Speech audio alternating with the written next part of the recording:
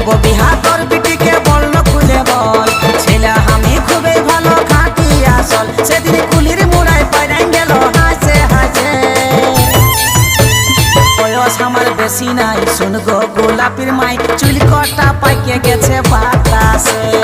আলোচনা করব ঘরে রাজি হয় যদি তবে বিহা দেব এই ফাগুন মাসেতে এই বয়স আমার বেশি নাই শুন গো গোলাপির মাই চুল কটা পাইকে গেছে বাতাসে